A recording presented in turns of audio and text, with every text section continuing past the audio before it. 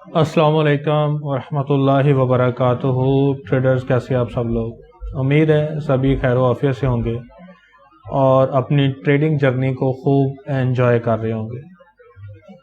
हमारा आज का बहुत ही प्यारा टॉपिक है। जितने भी फॉरेक्स ट्रेडिंग करने वाले लोग हैं, वो चाहे सप्लाई एंड डिमांड पर ट्रेड करने वाले हों, आईसीटी पर ट्रेड करने वाले हों, या लेवल 2 पर ट्रेड करने वाले हों, या प्राइस एक्शन पर ट्रेड करने वाले हों, उन सभी के लिए ये बहुत ही ज़्यादा फ़ायदेमंद है। इसको समझने के लिए हम चार्ट स्क्रीन के ऊपर चलते हैं, लेकिन उससे पहले कुछ चीज़ें जो हमें समझने की ज़रूरत है उसकी मैं वजाहत करता चलूँ। वो चीज़ें ये हैं कि हमें पहले तो ट्रेंड का पता होना चाहिए कि ट्रेंड के अंदर जो चीज़ें वजूद में आती हैं वो कौन कौन सी हैं।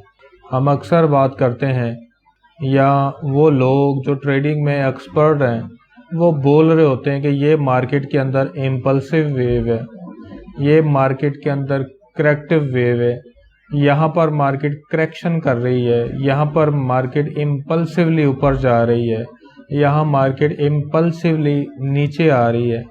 ये चीज़ें क्या हैं, इसके अंदर कुछ बेसिक्स भी हमारे कवर हो जाएंगे और हमें इम्पल्सिव और करेक्टिव मूव का और वेव का भी पता चल जाएगा। एलियट वेव थ्योरी को सभी जानते हैं, आपने भी सुना होगा। एलियट वेव थ्योरी की ये दो वेव हैं जिनको समझना और सीखना बहुत ही ज़रूरी है। आइए चार्ट की तरफ बढ़ते हैं और देखते हैं कि ये चीज़ें क्या हैं। सबसे पहले हम एक लाइन लेंगे, उस लाइन को हम मार्केट के चार्ट के ऊपर यूं ड्रा करेंगे। चार्ट के इस पैटर्न से तो सभी वाकिफ हैं। आप जानते हैं कि ये 5 वेव, ये वो वेव हैं जो एलियट वेव के अंदर बेसिक के तौर पर समझाई जाती हैं। ये इसकी फर्स्ट वेव काउंट होती है, ये इसकी सेकंड वेव काउंट होती है, और ये इसकी थर्ड वेव काउंट होती है, और ये इसकी फोर्थ वेव काउंट होती है, और लास्ट में ये इसकी फिफ्थ वेव काउंट होती है। ये टोटल 5 वेव मार्केट के एक साइड के सिनेरियो को कंप्लीट करती हैं। जब ये चीज़ मुकम्मल हो जाए तब जो प्राइस एक्शन ट्रेडर्स हैं वो कह सकते हैं और कहते हैं कि अब मार्केट यहाँ से चेंज हो गई है, मार्केट ने अपना रुख तब्दील कर लिया है। वो कैसे कहते हैं मैं आपको समझाता हूँ। वो मार्केट की डायरेक्शन को देखते हैं, नेक्स्ट डायरेक्शन अब क्या होगी। अगर मार्केट नीचे ब्रेक कर देती है किसी भी प्रीवियस लो को, जैसा कि ये प्रीवियस लो था, इसको ब्रेक कर दिया है, तो जो प्राइस एक्शन ट्रेडर हैं वो कहते हैं कि मार्केट के अंदर स्ट्रक्चर ब्रेक हो गया है सेलिंग का। अब मार्केट क्या करेगी, नया रुख की जानिब जाएगी, नए मंजिल की तरफ जाएगी। अच्छा, वो कैसे? आपको पता है कि दुनिया के अंदर वॉर जो होती हैं वो 2 तरह की होती हैं। एक वो वॉर जो सरहदों पर होती है, और एक कोल्ड वार काउंट होती है। कोल्ड वार वो होती है जो बिजनेसमैन एक दूसरे के साथ करते हैं। इस मार्केट के अंदर हम ये जानते हैं कि मैनिपुलेशन बहुत ज़्यादा है। उस मैनिपुलेशन की वजह से हमने, जो हमारे एक्सपर्ट लोग हैं, उन्होंने इसको नाम दिया है एक कोल्ड वार का। एक इस तरह की वार जो पैसे की बुनियाद पर खेली जाती है। तो प्राइस एक्शन ट्रेडर इस चीज़ को समझते हैं। वो कहते हैं कि जी ये जो कोल्ड वार है, इसके अंदर जो पहला दस्ता था बायर का, बायर कौन से, अगर मैं यूं एक लाइन ड्रा करूं तो हम समझेंगे कि ये यहाँ से लेकर इस जगह तक बायर थे। जो इनका पहला दस्ता था वो प्रीवियस लो था। कौन सा प्रीवियस लो? ये वाला जिसको हमने मार्क किया था एक हॉरिजॉन्टल जोन बनाकर। इस जोन को ब्रेक कर दिया है। तो इस कोल्ड वार के अंदर पहला दस्ता जो है वो सेलर ने गिरा दिया है। अब सेलर मजबूत हो गए और बायर जो हैं वो वीक हो गए। अच्छा, याद रखिएगा मैंने इम्पल्सिव और करेक्टिव का नाम लिया है, वो मैं इसी के अंदर बताऊंगा। पहले छोटा सा स्ट्रक्चर को समझाने का तरीका बता रहा हूं आपको। पहली वेव, दूसरी वेव, तीसरी वेव, चौथी वेव और पांचवी वेव, 5 वेव इसके अंदर कंप्लीट हुई हैं। और जो पांचवी वेव थी उसका लो जब ब्रेक हुआ है तो मार्केट के अंदर चेंज आ गया है। चेंज क्या आया है कि लो, जो पिछला लो था उससे भी मार्केट ने और लो लगा दिया। इसका मतलब यह है कि मार्केट के अंदर सेलर मजबूत हो गए हैं। अगर मैं यहां पर एक ट्रेंड लाइन ड्रा करूं तो हम देखेंगे करेक्ट ट्रेंड लाइन है वो कैसे ड्रा की जाती है।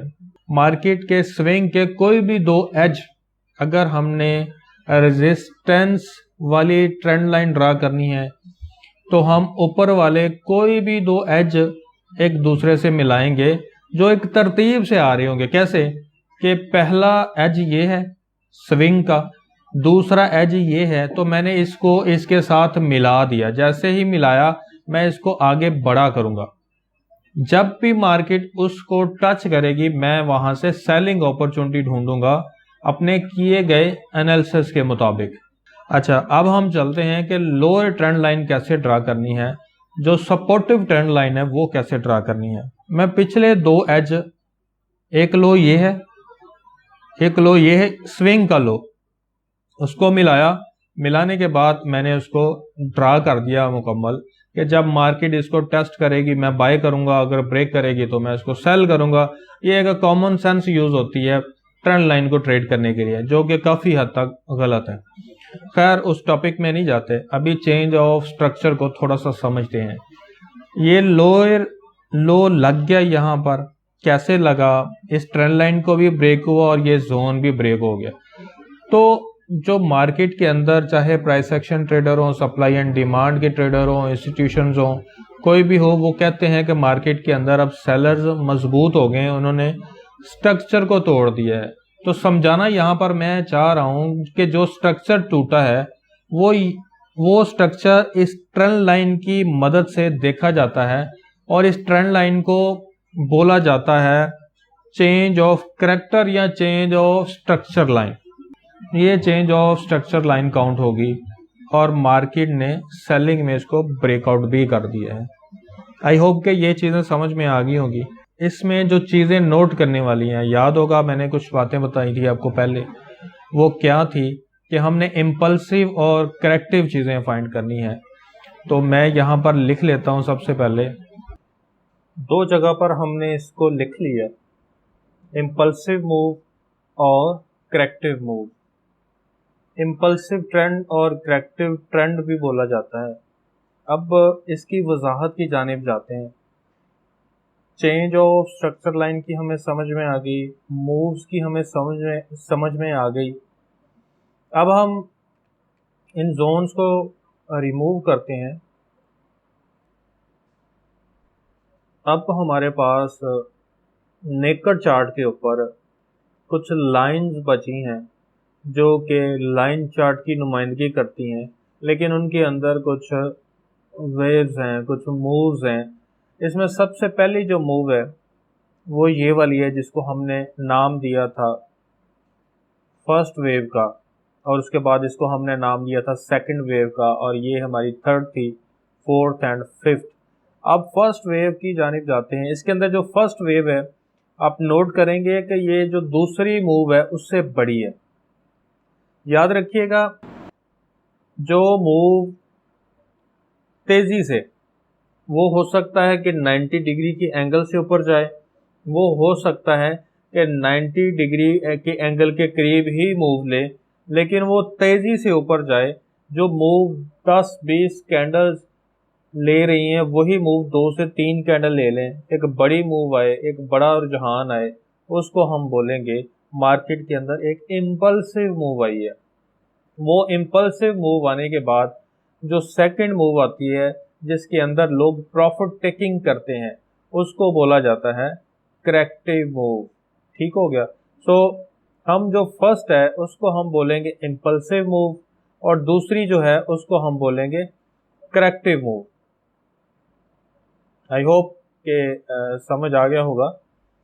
First is impulsive move, second is corrective move. तो इसी हिसाब से हमारी जो ये वाली मूव होगी, ये क्या होगी, ये भी एक इम्पल्सिव मूव होगी।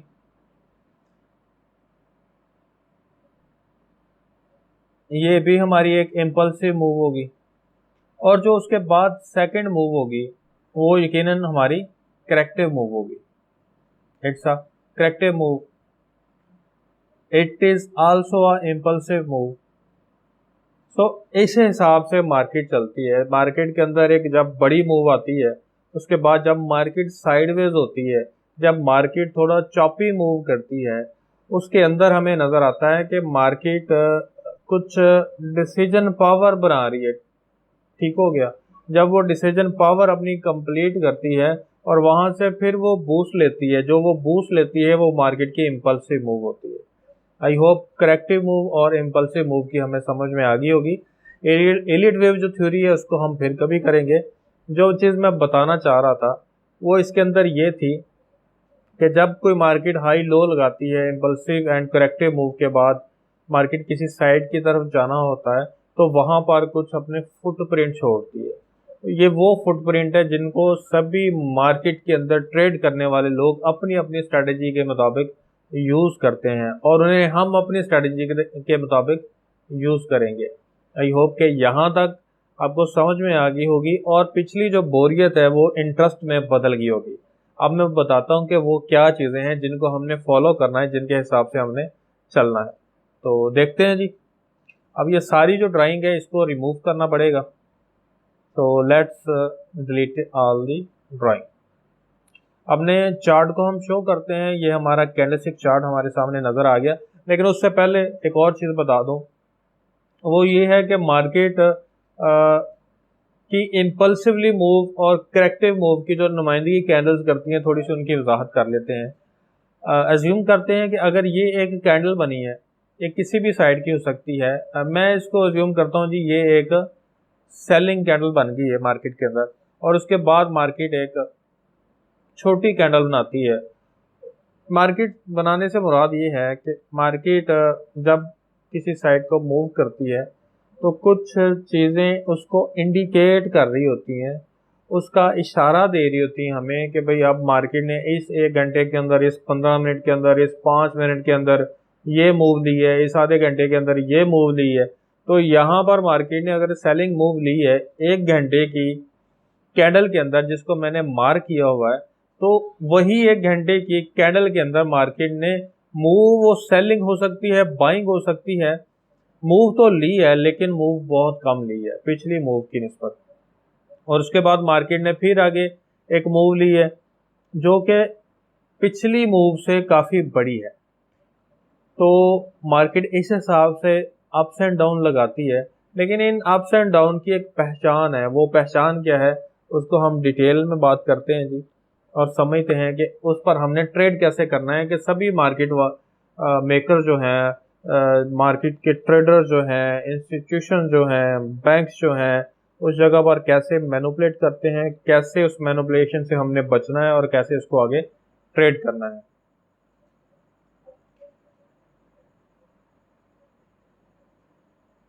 अच्छा, इसमें एक चीज रह गई, वो ये चीज है कि जो दो बड़ी मूव्स हैं, ये कैंडल्स जिन चीज की नुमाइंदगी कर रही है, ये दो बड़ी मूव हैं, ये इम्पल्सिवली नीचे आई हैं।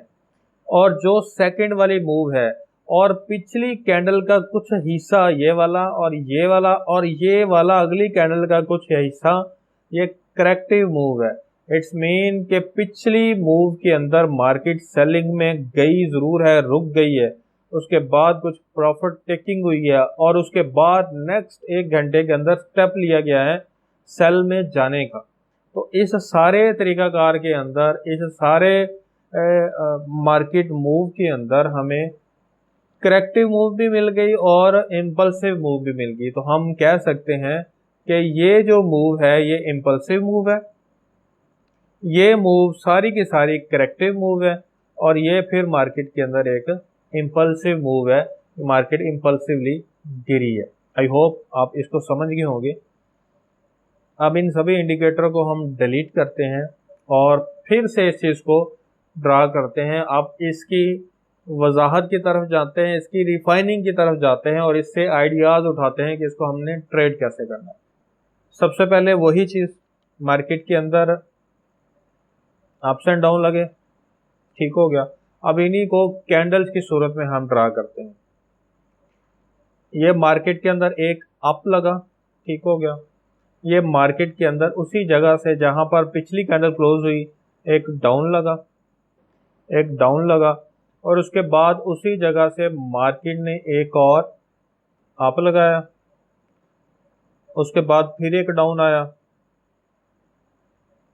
उसके बाद फिर एक मार्केट के अंदर अप आया। कैंडल्स के अंदर भी मार्केट ऐसे चल रही है और लाइन चार्ट के अंदर भी वैसे ही चल रही है, जस्ट उसको समझने का हमारा जो तरीका है वो अलग अलग है। अब हम क्या कहेंगे, मार्केट के अंदर ये कौन सी मूव है, इम्पल्सिव है, और ये कौन सी मूव है, ये सारी की सारी कौन सी मूव है, करेक्टिव मूव है। उसके बाद फिर जो मूव आई है ये कौन सी है, ये इम्पल्सिव मूव आई है। उसके बाद फिर ये जो मूव हुई है ये कौन सी मूव है, ये करेक्टिव मूव है, ये करेक्टिव मूव है। और उसके बाद जो बड़ी मूव आई है वो सारी की सारी इम्पल्सिव मूव है। तो करेक्टिव और इम्पल्सिव मूव की हमें बड़ी आसानी से समझ में आ गई। यहीं पर मार्केट के अंदर प्रॉफिट टेकिंग होती है, यहीं पर मार्केट के अंदर मैनिपुलेशन होती है। बेसिकली जिसे हम मैनिपुलेशन बोल रहे हैं वो ज्यादातर प्रॉफिट टेकिंग होती है और कम मैनिपुलेशन होती है, क्योंकि ये बहुत बड़ी मार्केट है। इसके अंदर उस हिसाब से मैनिपुलेट नहीं किया जा सकता जिस हिसाब से हम सोच रहे हैं या लोगों को समझा रहे हैं या पढ़ा रहे हैं।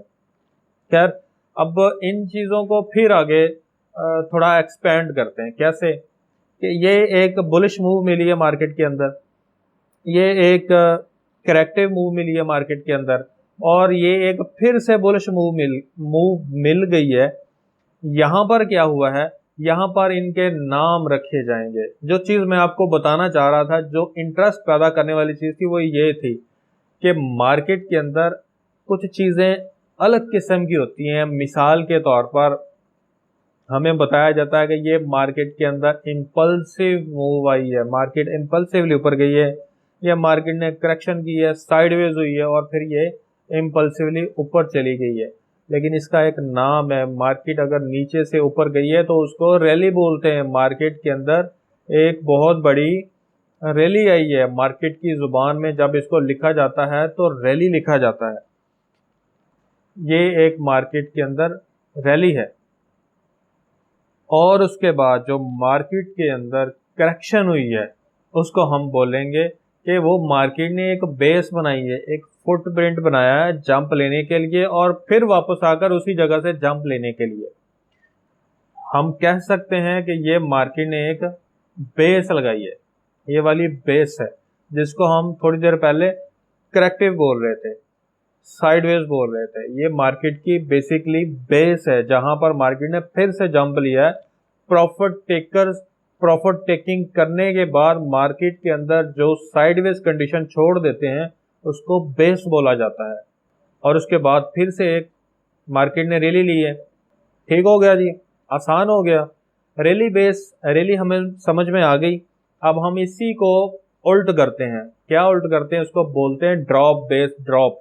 ये मार्केट ने एक ड्रॉप लिया, ये मार्केट ने करेक्शन ली, साइडवेज हुई, और फिर मार्केट ने एक ड्रॉप ले लिया। तो हम इसको कुछ यूं कहेंगे, ये एक ड्रॉप आया मार्केट के अंदर और ये एक और ड्रॉप आया, और जो चीज सेंटर में बनी वो क्या थी, बेस। सो ये मार्केट के अंदर एक बेस बन गई। I hope rally base rally और ड्रॉप बेस ड्रॉप हमें समझ में आ गया होगा। अब इनको कैंडल स्टिक्स की सूरत में समझते हैं कि कैंडल स्टिक्स में रैली बेस रैली और ड्रॉप बेस ड्रॉप कैसा नजर आता है। जैसा कि मैंने एक पहली चीज ड्रा करके रखी हुई है, ये मार्केट के अंदर एक रैली है, और ये जितना बी एरिया है ये वाला, ये सारे का सारा क्या कहलाएगा, बेस कहलाएगा। और उसके बाद फिर मार्केट के अंदर क्या हुआ, फिर से एक रैली आई, उस रैली को हम मार्क कर लेते हैं जी, ये लें जी। तो it's a rally, it's a base, and again it's a rally. So ये 3 पॉइंट हमें बड़े अच्छे तरीके से समझ में आ गए। अब हम इसी को ड्रॉप बेस ड्रॉप की सूरत में समझते हैं कि ड्रॉप बेस ड्रॉप कैसा नजर आएगा। जस्ट इसका ऑपोजिट है, लेकिन उसकी प्रैक्टिस कर लेते हैं। एक एक चार्ट मैं बनाऊंगा, बाकी सारे आप बनाएंगे। जब आप प्रैक्टिस करेंगे तो इंशाल्लाह आपको मार्केट अलग तरीके से समझ में आएगी। It's a drop, it's a base sideways market and it's a drop again. इसी को हम क्लोन कर लेते हैं, ड्रॉप, और इसको फिर से क्लोन कर लेते हैं, ड्रॉप, एंड बेस को भी हम क्लोन कर लेते हैं। तो इट्स अ बेस, ये सारी की सारी बेस है जी। तो मार्केट के अंदर rally base rally, drop base drop, rally base rally waves की सूरत में, और ड्रॉप बेस ड्रॉप वेव्स की सूरत में। एक ही तरीका है लेकिन चार्ट अलग अलग है, वो लाइन चार्ट है और ये कैंडलस्टिक चार्ट है। तो इस ड्रॉप बेस ड्रॉप और रैली बेस रैली के चक्कर में हम इतना कंफ्यूज हैं कि पता नहीं क्या क्या सोच बैठते हैं। अगर इसको अब हम एक दूसरे के साथ जोड़ें तो हमें यहाँ पर समझ में आएगा कि ये जो फर्स्ट वेव है ये मार्केट की रैली है, और ये जो साइडवेज हुई है ये मार्केट के अंदर बेस बनी है, और उसके बाद फिर एक रैली बनी है, फिर एक बेस बनी है, और फिर एक रैली बन गई है। आई होप इतना आपको समझ में आ गया होगा।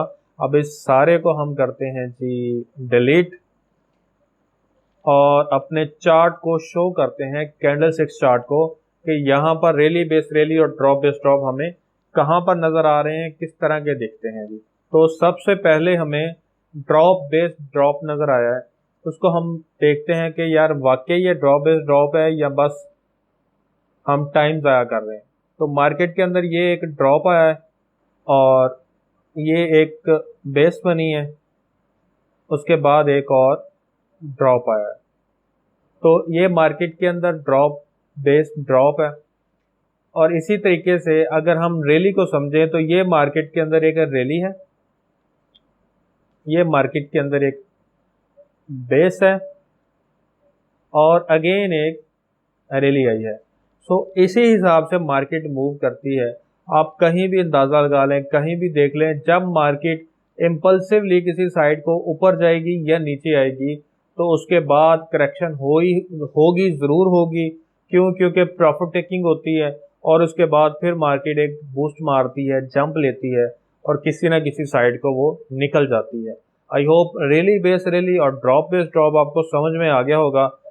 तो इंशाल्लाह इसकी एग्जांपल्स के साथ इसको ट्रेड करने का तरीका हम नेक्स्ट वीडियो में समझेंगे। तब तक दुआओं में याद रखिएगा। अस्सलाम वालेकुम वरहमतुल्लाह। और मेरे चैनल को ज़रूर सब्सक्राइब कर दीजिएगा।